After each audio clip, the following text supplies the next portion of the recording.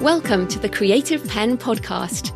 I'm Joanna Penn, thriller author and creative entrepreneur, bringing you interviews, inspiration, and information on writing, publishing options, and marketing ideas for your book. You can find the episode show notes, your free author blueprint, and lots more information at thecreativepenn.com. And that's pen with a double N. And here's the show. Hello creatives, I'm Joanna Penn, and this is episode number 690 of the podcast, and it is Tuesday the 2nd of May 2023 as I record this. In today's in-between-isode, I'm doing a solo show on the AI-Assisted Artisan Author. And since this might attract new listeners, I'm going to introduce myself in more detail so you know where I'm coming from in terms of my response to AI and this new wave of technological change. Because our background, experience, our age in years, and also our writing age, which is how many years we've been writing professionally, all go into how we feel about and respond to AI. So hopefully this episode will help you as you consider how you want to move ahead. So I write non-fiction as Joanna Penn, mainly self-help for authors, some career change, and I'm an award-nominated New York Times and USA Today best-selling thriller and dark fantasy author as J.F. Penn. I have over 35 books and I have sold almost 1 million books across 169 countries and 5 languages. I'm an award-winning podcaster, creative entrepreneur, and international professional speaker. My latest book is a bit different. It's a memoir, Pilgrimage, Lessons Learned from Solo Walking 3 Ancient Ways. I started writing in 2006, first self-published in 2008, went full-time in 2011. I am the director and sole employee of The Creative Penn Limited, which is a multi-six-figure company based in the UK. I live in Bath, England, and I am 48 years old. And my previous day job was as an IT consultant implementing SAP, which is an enterprise software package across corporates in Europe and Asia Pacific. But my degree is in theology. My first degree is in theology. My second degree is in psychology. So while I have some technological background in terms of accounts payable packages, it is not related to anything we really do as authors, but I guess I'm always being open to that. So in this episode, I will cover acknowledge the risks and understand the human response to change, how generative AI has made me re-examine my self-definition, adopt an AI-curious attitude. What is an AI-assisted artisan author, which we're now going to call A4 for short? Create beautiful books and products. Double down on being human. Write the books only you can write and include personal elements that can only come from you. Foster connection and community with other humans.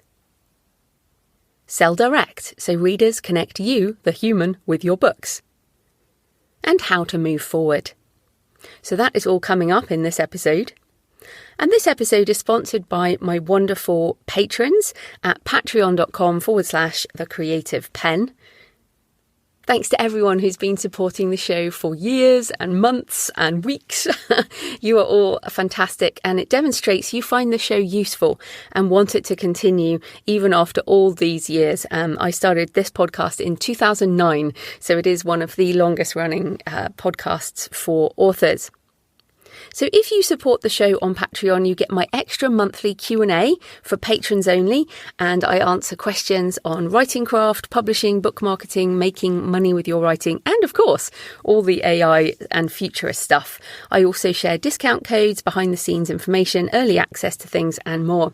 You can support the show with just a few dollars or euros or pounds or whatever your currency is.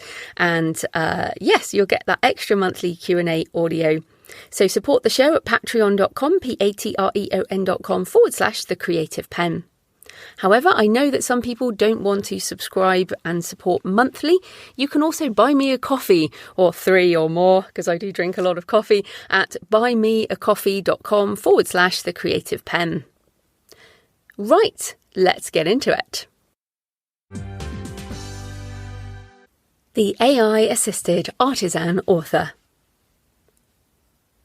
As generative AI development continues apace and new possibilities emerge every week, the focus of AI discussion in the author community has been centred around productivity gains and high-volume output, copyright, plagiarism and piracy, and the fear of losing the artistic human aspect of being an author. But there is much to be excited about if we can move past fear and doubt and approach these tools with curiosity and a sense of wonder. We are only at the beginning of the opportunities of AI for wider society, as well as for creativity and art, and it's important that authors, writers and other creatives be involved in order to shape the future as we want it to be. In this article, I'll outline the concept of the AI-Assisted Artisan Author, which is how I intend to surf the wave of change ahead, rather than drown in the deluge. Acknowledge the risks and understand the human response to change. I have been talking and writing about the possibilities of AI since 2016, when AlphaGo beat Lee Sedol in what many consider the first creative AI move. I have covered the futurist topic as it relates to authors regularly since then, and even written a short book on the impact of AI on authors and publishing. I am the technology advisor to the Alliance of Independent Authors and helped formulate a submission on AI and copyright to the UK government in January 2022. Yes, I am an optimist and AI positive, but I also acknowledge the many questions and issues humanity must work through.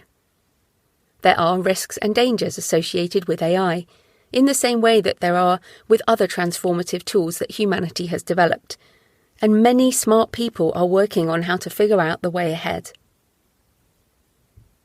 Former head of Google Brain and co-founder of Coursera, Dr. Andrew Ng, describes AI as the new electricity. Sundar Pichai, CEO of Google Alphabet, said that AI is the most profound technology humanity is working on, more profound than fire, electricity, or anything we have done in the past. Fire, electricity, and indeed the internet have huge benefits, and can also destroy lives. But we have adapted, and they are an essential part of modern life. Do you want to live without fire, electricity, or the internet? These are tools and weapons, the promise and peril of the digital age, as covered by Brad Smith in his book, written before the emergence of generative AI and still a good model. So yes, there are risks, but there are also incredible opportunities. I focus on creativity, specifically writing, here, but if you research any sector right now, you will see incredible potential emerging with AI tools. Because let's face it, things are not all rosy and wonderful right now. Humanity has huge challenges, and we could use the help to solve issues that are way too complex for us to figure out. For example, DeepMind's AlphaFold is revolutionising biology, which in turn will accelerate solutions for healthcare issues. And there are many applications for AI in helping to mitigate or even solve climate change, as well as reimagine education and other industries. Pick an area you're interested in and research how AI is being investigated for future developments. And I should say there are a ton of links in the show notes. So when I say things, I'm backing it up with evidence, and you can go and click on the links if you're interested in reading more. You can always find the transcription of the episode on thecreativepenn.com/podcast. Just go to the episode and find the notes, or it's on the blog. The latest episode will be on the blog link. So, of course, there are legal ramifications around fair use, copyright and plagiarism, which may take years to work through. I covered these in more detail recently in my interview with intellectual property lawyer Catherine Goldman, so go back and listen to that episode if you want to hear us talk more about that. But technology always emerges ahead of regulation. And the latter will come, regulation will come, in the same way that laws around driving and internet safety emerged after those technologies started to be used more widely. And I mean, we're 20 plus years into the internet now, and we're still emerging new laws. New laws are arriving that help us deal with this technology. So that's the way it works. People start using things and then the laws come. People always resist technology. That is human nature. In the book Build for Tomorrow, Jason Feifer gives many examples of how people have reacted to change, and it's an excellent book. Highly recommend it. Bicycles were considered damaging to society, and books were considered dangerous for women. US founding father Thomas Jefferson even said that novels were poison that infects the mind. Cars were known as devil wagons, and people on the side of the street started throwing rocks at those in cars. Oftentimes, bystanders would yell, "Get a horse!" When I was growing up in the 80s, TV was rotting our brains and computer games caused violence in children. Now we live in a golden era for TV, and the gaming industry is bigger than music and movie industries combined. In the creative sphere, Pfeiffer reports that musicians initially resisted recorded music, seeing it as a threat to their live performances, but then pivoted into embracing it when they began to make money from recordings. As I write this in May 2023, there is controversy over Heart on My Sleeve, a viral hit song created with the AI-synthed voices of two human artists, with debates over the ramifications for copyright and fair use legal frameworks. But some artists are embracing the change, with musician Grimes saying on Twitter, "I'll split 50% royalties on any successful AI-generated song that uses my voice. Same deal as I would with any artist I collab with. Feel free to use my voice without penalty. I have no label and no legal bindings." The development of photography might be the closest companion to where writers are now. As The Guardian notes, for 180 years, people have been asking the question, is photography art? It uses a machine to capture an image, and you don't have to learn the skills of drawing or painting with a brush to create a finished picture. Some considered photography cheating, or unfair on those who take longer to create by hand. Since anyone can do it, it's essentially worthless, and it certainly can't be considered art.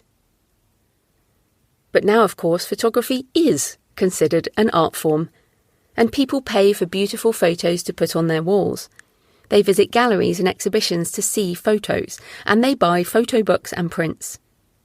The skill in photography is the choice of subject, the expert use of both the camera as a tool and the subsequent post-processing software, and the deeper human meaning behind the image. Obviously, some photos are not art.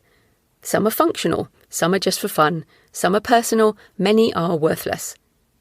Nevertheless, photography remains, and the argument that it's cheating and unfair to those who paint or draw by hand has largely subsided.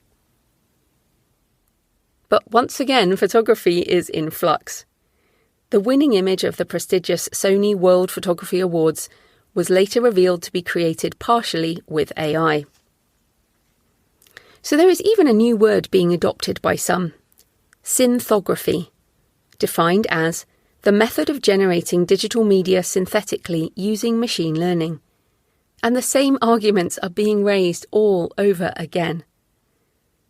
I'm sure you've seen a lot of AI-generated art. I generate a lot myself. A lot of it is just for fun. But there are AI generation artists, AI artists, I guess we could just call them, who are selling their work for a lot of money and who are clearly making art. So again, the skill is in the choice of subject, the expert use of the tools, the subsequent post-processing or editing, and the deeper human meaning behind the image, regardless of how it's made. Technology moves on, and you get to choose how best to achieve your creative vision by utilising new tools, or remaining with existing methods. But I know this goes deeper than semantics about what art is or is not. There is much more at stake. How generative AI has made me re-examine my self-definition. And just to break away from my script here, I have been tying myself in knots about this, which is why I kind of mentioned my age and experience at the beginning, because I feel like there's some, I would say, younger or newer creators who are just jumping in and doing this stuff. And I'm like, what is the problem for me? And this is what it has come to. But this is how I'm working through it. So I hope this helps you. When people ask what I do, I say, I'm an author and a podcaster. I write books and I record and publish audio, although I also do some professional speaking and teaching as well. Enough people pay me through multiple streams of income that I can make a good living this way. Thank you very much. And I have been a full-time author entrepreneur since 2011. This self-definition has worked for me. Until just over a month ago, in March 2023, when OpenAI released GPT-4, which you can only access in the paid version of ChatGPT. It's $20 a month as I record this. I've been trying out various AI writing tools for several years, and while interesting and useful, nothing has blown me away in terms of quality. I have happily used many of the tools in various ways without having an existential moment. Earlier this year, I used Pseudo-Write and other tools to help me write my short story, With a Demon's Eye, which I did a long blog post about, and you can find the links in the show notes. But when I started co-writing with GPT-4, and it really does feel like co-writing, I had a moment of reckoning. It is a step change from what has come before. Based on my ideas and my structured prompting, and using my own J.F. Penn fiction as examples to guide voice and tone, I was able to output words much faster than I could write them myself. I was so engrossed in the story as I prompted and GPT-4 generated that I enjoyed the experience far more than writing alone. I was literally like, oh, this is great. Oh, I want the story to continue.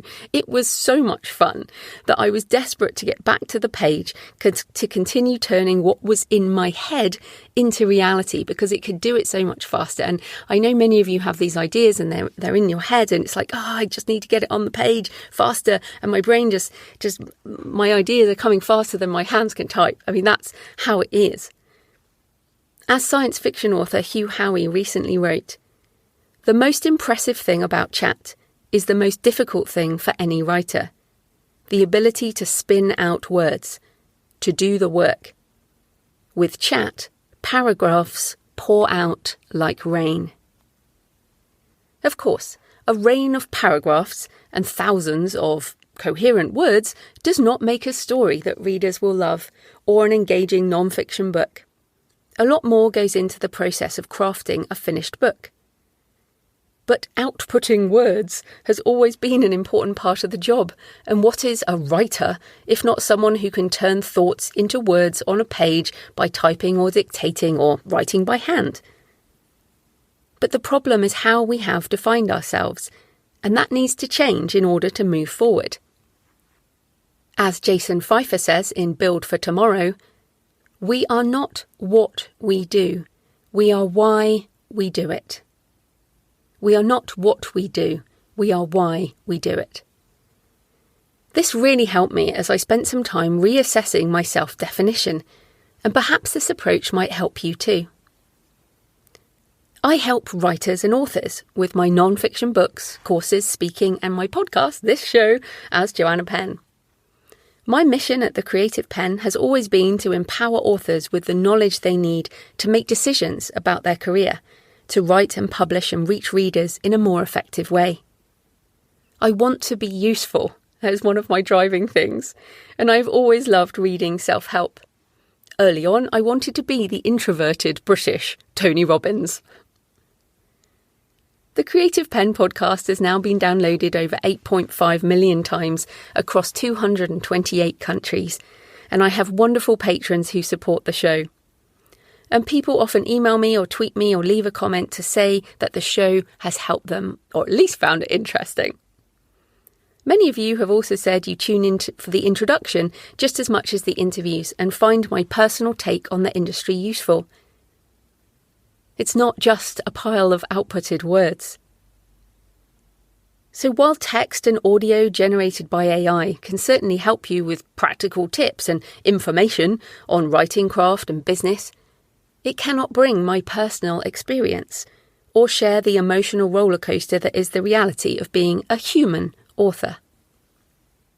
My recent midlife memoir, Pilgrimage, Lessons Learned from Solo Walking 3 Ancient Ways, is an even better example of a book that cannot be replicated by AI.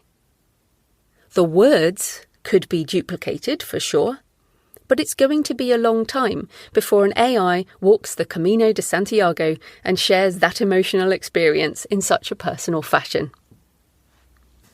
What about my fiction as J.F. Penn?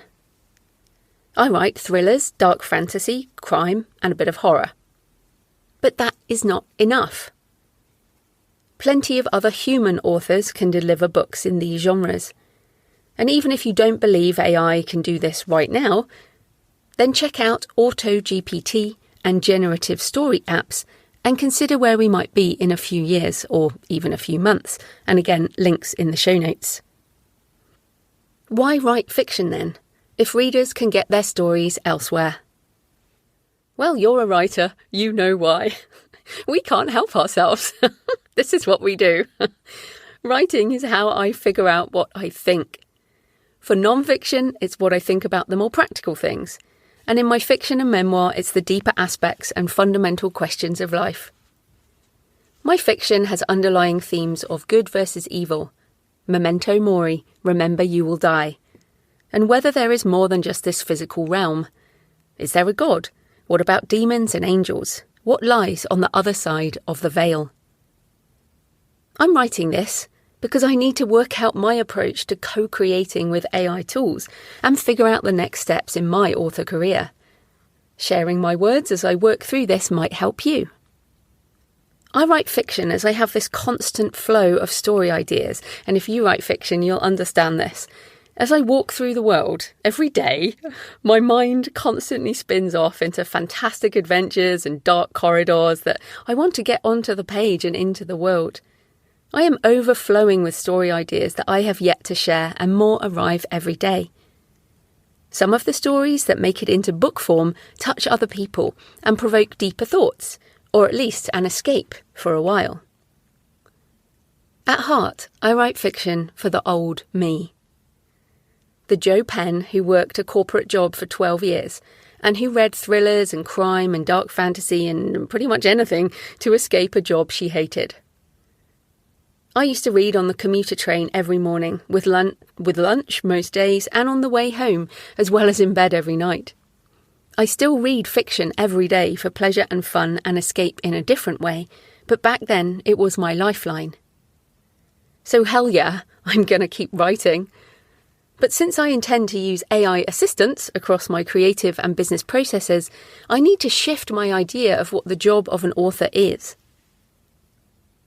The Merriam-Webster Dictionary defines author as the writer of a literary work, such as a book, but also one that originates or creates something. The latter half of the definition works perfectly if you want to embrace AI assistance.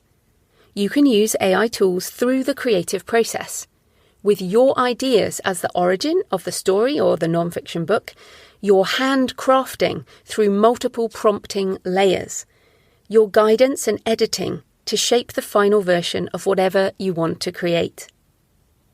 So yes, I'm an author and a podcaster, but I am not someone who just outputs words in text or audio format. It is the purpose behind the words that matter, and the connection I make with other humans that has an impact.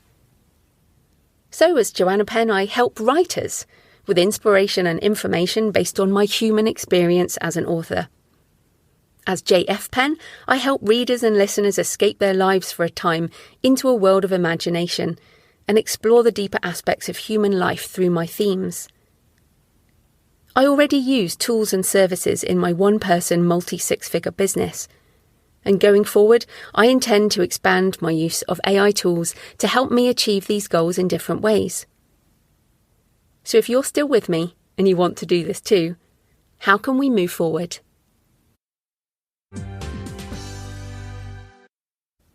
Adopt an AI-curious attitude. Too many people are making pronouncements about AI in the creative sphere without even trying the tools, or without trying them again, since there are developments every day and the tools are changing and improving at high speed.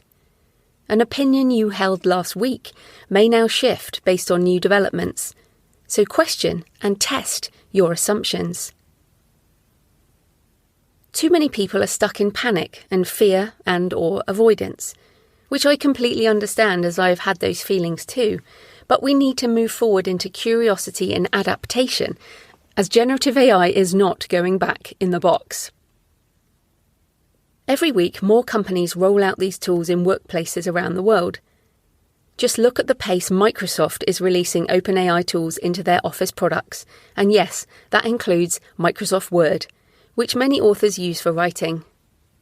This is driving acceptance and awareness of AI tools in the workplace far faster than previous product iterations.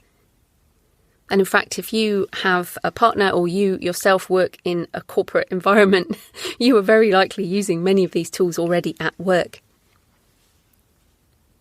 The biggest tech companies in the world, Microsoft, Google, Amazon, and Meta, are rolling out generative AI tools for creativity, search, and office admin functions.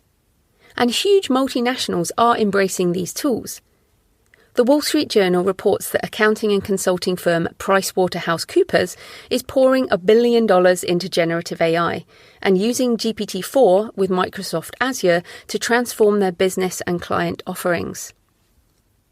Law firm Allen & Overy is just one of the legal companies embracing AI to help draft legal documents, as reported by Wired. And even if the popular tools we use right now are shut down because of various legal cases over fair use and copyright, others will emerge built on top of new models created from appropriately licensed work.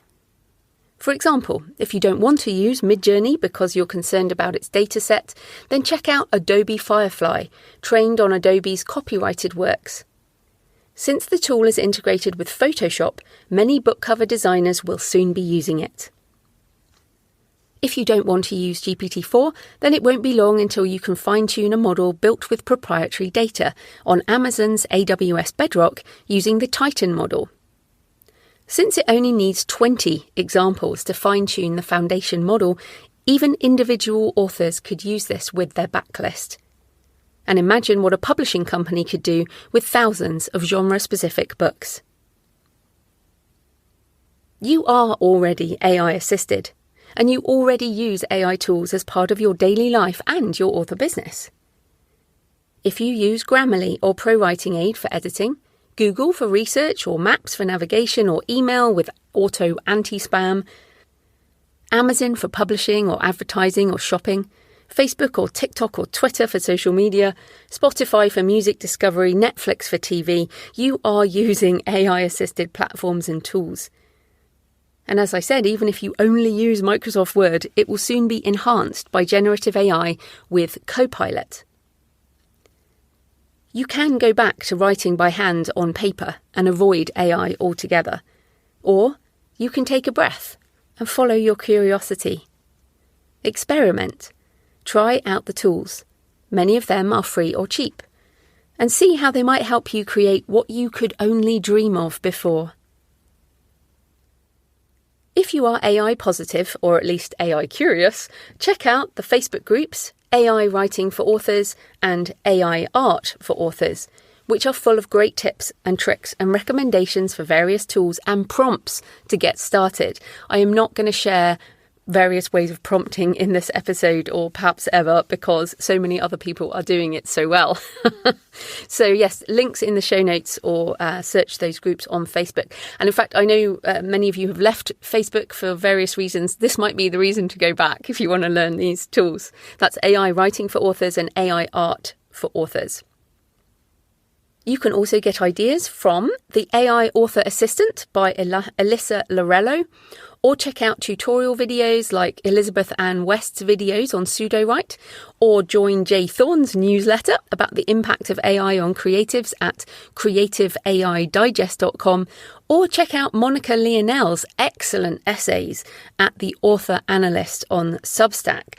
Monica's written some great ones recently.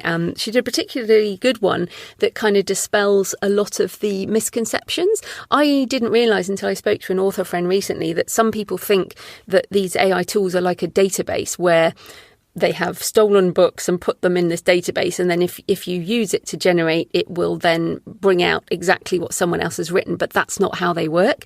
And Monica's excellent essay goes into how large language models work and how they are built and how they generate. So that is definitely something to read if you want to understand the technology behind these tools. So this is the beginning of a new form of creativity, and everyone is finding their own way. We are all new at this. So try things out and find your own process, in the same way as writers have always figured out their own way of doing things. You can learn from others, of course, and try the way other people are creating. But people change their process every day right now as new options emerge. And like I mentioned, that AI writing group, I'm always in there getting ideas from what other people are doing, trying them out, seeing if they work for me. And the same with AI images. There's a lot of AI stuff on Twitter, a lot of people sharing image prompts, and I'll go in and try and replicate a type of image myself using different prompts. So yeah, having a great fun with that. In fact, I'll give you one I'm using at the moment because I'm writing this book, Catacomb. I am using horror movie still as part of my mid-journey prompts, and it generates version 5. It generates seriously like movie stills out of my imagined horror book Catacomb, and it's super good and so much fun. You can tell my voice is just so much fun. So yes, you can learn from others, but in the end, it's your brain, your ideas, your creative vision. It's also a great way to continue learning the craft of writing. In the same way that experienced artists construct the best prompts for AI art, the better you are at writing, the more deeply you understand the craft, the more you can prompt the AI tools into what you want to generate, and of course, edit the output with your creative vision in mind. So while you experiment, I recommend that you don't use other author or artist names in your prompts, whether for words, images, music, or voice. While this may not legally infringe on the originator's intellectual property rights for doing so at the moment, since the law is not certain, it crosses an ethical line, in my opinion, and you are far more likely to plagiarise if you use someone else's name in a prompt. And you don't have to use people's name in a prompt. So don't, basically. These are powerful tools, so let's use them responsibly and be on the side of good when it comes to using them. See the Alliance of Independent Authors' ethical use of AI for other guidelines. And in the end, why would you use someone else's name in your work? Because you are creative. You are an author. You want to create something that is uniquely you. So use your writing to prompt and fine-tune. You can use samples of your writing in your prompts, even if you've never published anything. So just give it a go. Which kind of brings me to the big question of what is an AI-assisted artisan author, or A4 for short? An artisan can be defined as a worker in a skilled trade, especially one that involves making things by hand, or one made in a traditional or non-mechanical way using high-quality ingredients. That's from the Oxford English Dictionary. So I tried to find a better word than artisan, and no doubt some will argue with my use of the term, but I think it works because I intend to personally oversee and handcraft my books and products while also incorporating AI writing and creativity tools into my process. Some will choose to use AI tools in a high production model, which is being much discussed in the author community. But that is not the only approach, and I don't want you to throw the baby out with the bathwater as such. I aim to produce books of higher quality this way and work with the tools to go deeper into my themes and write in an ever more personal way than I have done before. As Anais Nin said, if you do not breathe through writing, if you do not cry out in writing or sing in writing, then don't write, because our culture has no use for it. Because it's not about the production of words. It's not about paragraphs pouring out like rain. It's about meaning and connection. Jay Akunzo summed this up on Twitter recently. A bright line is being drawn between creators today. Some think the job is to create content. Others know the job is to create connect. When you learn to matter more, you need to beg for attention less. Keep making what matters. So how can we do this?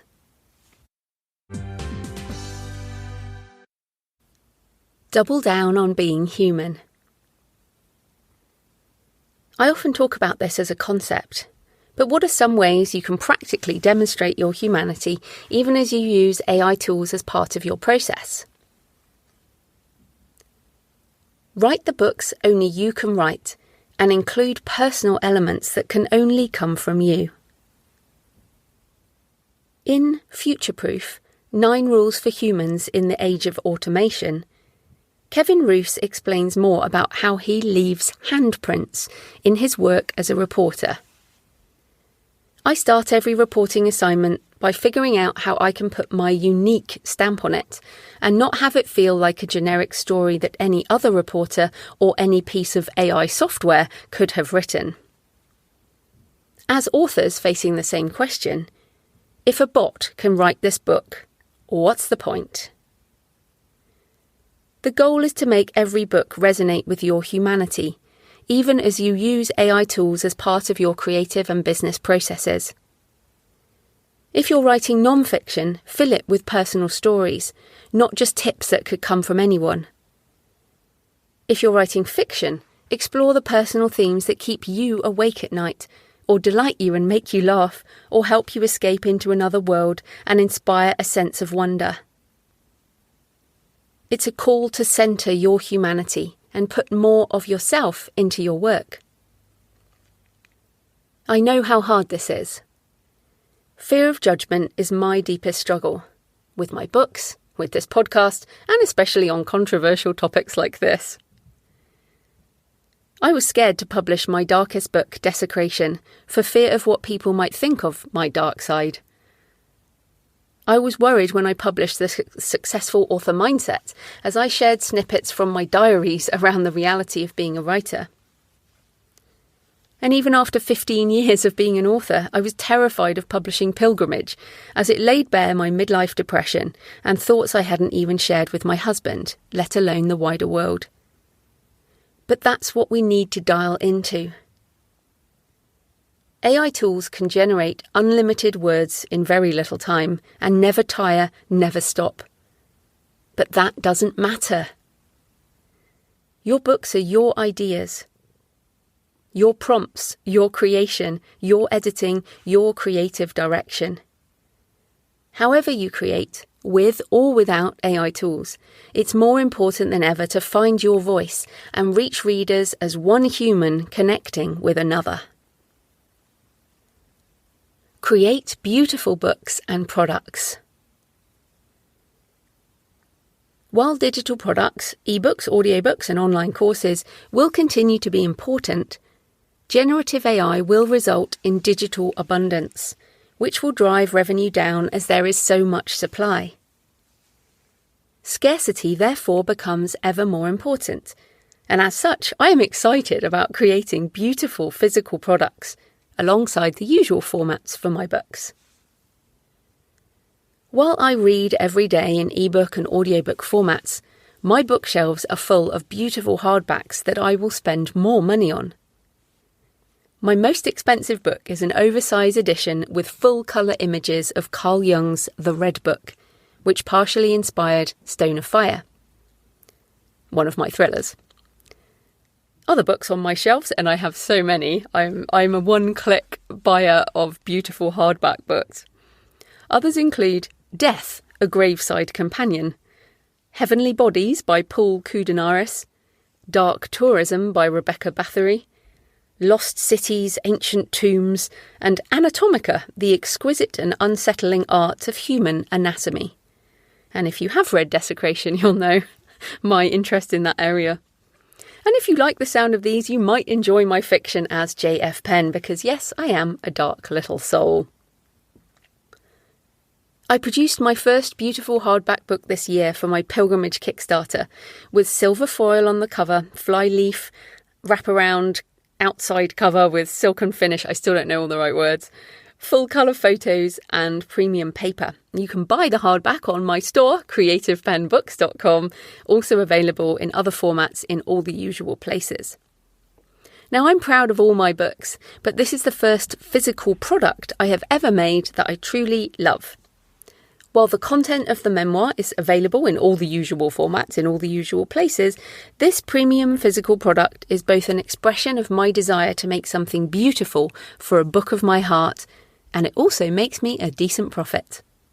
This satisfies my artistic and my business sides, and helps my book stand out. I intend to do more beautiful books. And I have loads of ideas about future projects, potentially working with AI-assisted artists as well as my existing team.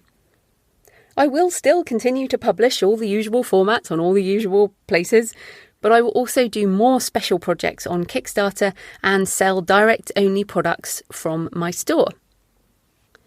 In this way, I can leave handprints, as Kevin Roos suggests in Future Proof. As he says, what will make us stand out is not how hard we labour, but how much of ourselves shows up in the final product. In other words, elbow grease is out, handprints are in. It's a really good book, Future Proof, and it was written before generative AI, but it's a few years old now, but it's really excellent. And I also recommend Kevin's podcast, Hard Fork, with Casey Newton, which offers weekly insights into AI developments in a pretty funny way. Foster connection and community with other humans. You can also use AI tools for marketing, and even some of those authors who are adamant about not writing with AI are using it for social media and marketing copy, character, images, advertising and more. But even as we use the tools for all these other things, we have to still leave handprints. Share aspects of your personal life that would be hard to replicate consistently over time by a machine. Yes, there are deepfake photos and there are photo quality AI images of people who don't exist, but you are real. So share real photos on social media or your website, preferably of your face, so people can see you. And I'm committing to say that human me will still present this podcast until I tell you otherwise, even though my voice double gets better every week. And I did think about using it for this episode, and I decided in terms of handprints or voice prints, because I break out of the script like I am doing now, and you can tell when I break out the script, and AI me wouldn't do that unless it was also scripted. So there you go. This is human me. Now, of course, you need to protect your boundaries. I don't share pictures of my husband on social media, but I share enough pictures of random things regularly that you know I'm a real person with a varied life. It's not all about branding or on-message photos like the kind generated by fake media purely for sales purposes. Be a human with a physical body. Attend events in person so you can meet and connect with other humans. I know this is hard. I'm an introvert with a touch of social anxiety. I'm overly sensitive to sound and light and find crowds and noise difficult, and jet lag is a terror. After 20 books Seville recently, I spent a day in bed recovering in silence and darkness. And then I went to London Book Fair, but I ended up leaving early, which I often do, spending another day in bed, this time with a headache that completely shut me down. Thanks to everyone who sent tips on how to manage my energy better, and I will be sharing those in a roundup article at some point. This kind of person-to-person connection is critical, and increasingly so as the digital world becomes even more pervasive. People do business with people they know, like, and trust. And after 15 years of building a digital, scalable online business, I am now searching for ways to be more physical, immediate, transitory, and in-person. Less scalable, more personal. Of course, it can be expensive and impractical to travel to events and conferences, so you could just try arranging a local meetup with other authors, or organise a reader event at a library or a bookstore, or consider how else you could do something in person. What might intersect with your books or stories or world? Sell direct so readers connect you, the human, with your books and other products. When you choose to buy direct instead of through a big brand store, you connect with the creator and you know they're getting more money. When you sell direct, you have a closer relationship with the buyer. You get paid more quickly and you can email them over time, fostering the relationship and, yes, encouraging more sales. The same happens with Kickstarter or other crowdfunding platforms. You connect with the author or creator more directly, and you're choosing to help them make what they want to make and make more of a profit. Now, I have a resource page now for interviews on selling direct, including how I built my Shopify store, lessons learned from my first Kickstarter, and interviews with other authors doing this stuff. And of course, you can buy my books in all formats at creativepenbooks.com or in all the usual places. Now, these are just some aspects of doubling down on being human, and I'm sure more will emerge as this industry changes and shifts over time. So finally, as Jason Pfeiffer says in Build for Tomorrow, do not panic. Do not focus on what is lost. Focus instead on what can be gained. 15 years ago, I embraced a new form of publishing. As one of the first generation of indie authors to use ebooks and digital audio as well as print on demand. I originally self-published back in the days when it was seen as vanity and a bad decision that would destroy your reputation. Now it's seen as a valid choice for business-minded authors who want to write and publish the books they choose, own and control their intellectual property, connect with readers directly, and make a full-time living as an author. I didn't know it would turn out this way when I first self-published in early 2008, just a few months after the Kindle and the iPhone launched in late 2007. All I knew was that I wanted to join this exciting movement, full of authors experimenting and forging their own path on the back of a new wave of technology. I've experimented and tried new things along the way, pivoted and shifted and grown since then. And I am still here, still writing, still creating, still running my own business, and in many ways I am a successful author. But as Aidan McCullen says in Undisruptable, a mindset of permanent reinvention for individuals, organisations and life, he says, when individuals are at their most successful, we are also at our most vulnerable. We become so preoccupied with optimising, enjoying and defending the competitive advantage that made us successful today that we neglect to prepare for tomorrow. Indie authors are successful right now, but the old model is shifting, and I need to change in order to be successful for the next 15 years of my author career. I am only 48. I have a lot of life left in me, touch wood. At 20 Book Seville recently, someone described me as one of the old guard of indie, because I've been doing this for so long. I'm certainly grateful for the last 15 years, but I don't want to be the old guard. I want to be in the vanguard of this new, exciting movement, full of authors and creators forging their path on the back of this next wave of technology. So I'm experimenting and playing and trying new things. I'm pushing the boundaries of my existing creative process, and slowly I am shifting into being an AI-assisted artisan author. How about you? So I'd love to know what you think about this episode. And as ever, you can leave thoughts or questions in the comments on the blog or the YouTube channel. Tweet me at The Creative Penn. Email me, joanna@thecreativepenn.com. Please be gentle. And we are still working this all out together. So yeah, and if you do a blog post or a podcast episode reflecting on this, or considered thoughts would be great. This has taken me weeks to put together because I've been thinking so much about it. So, and I know a lot of you are really thinking about these things deeply. So yeah, let's all work this out together. Now, I had a couple of PSs. PS, could you tell which words were generated by GPT-4 and what was just me? And does it matter if you found this useful and or thought-provoking? So could you tell?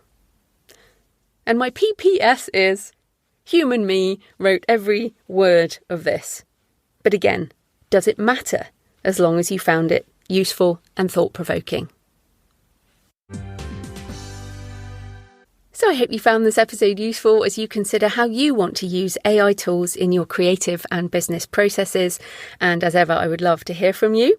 And I have a few more AI episodes coming up, a discussion with Michael Anderley from 20 Books to 50K and Dan Wood from Draft to Digital about how AI might change indie author business models, and then an interview with literary fiction author Stephen March, whose book, Death of an Author, is coming out from Malcolm Gladwell's press, Pushkin. And Stephen has put in the notes that the book is 95% written with AI tools. So lots coming up on AI, and then we'll be back to other topics. We have episodes on mental health for writers, writing novels inspired by place, writing memoir, and much more as we head towards episode 700. So lots to look forward to. And in the meantime, happy writing, and I'll see you next time. Thanks for listening today. I hope you found it helpful. You might also like the backlist episodes and show notes available at thecreativepenn.com/podcast. You can also get your free author blueprint at thecreativepenn.com/blueprint. If you'd like to connect, you can tweet me at The Creative Penn or find me on Facebook at The Creative Penn. See you next time.